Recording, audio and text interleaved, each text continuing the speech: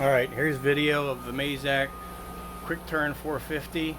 It's a short bed, uh, air chuck, 20 inch with a 7.2 inch through bore.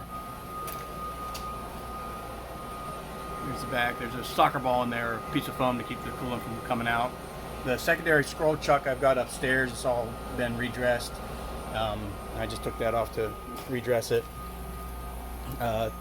Tailstock goes back and forth like it should. I've got the weight covers off because I'm cleaning out the chips. Here's the weight covers.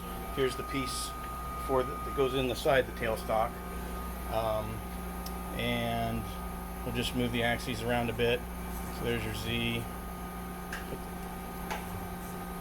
Go to your X, up, down.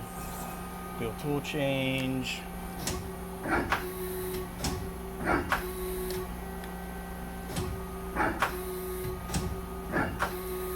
Run the spindle, and this has like threading capabilities and all that with a thread start finder, which we've actually used when you need to rethread something. I'll go ahead and turn the coolant on and try not to spray myself.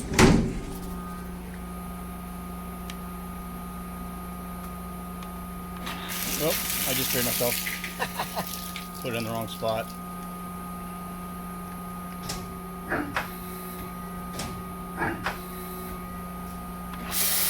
There you see, the coolant works. Yeah, and it's got, you know, a chip conveyor and all that fancy horse crap. And that's about it. All right.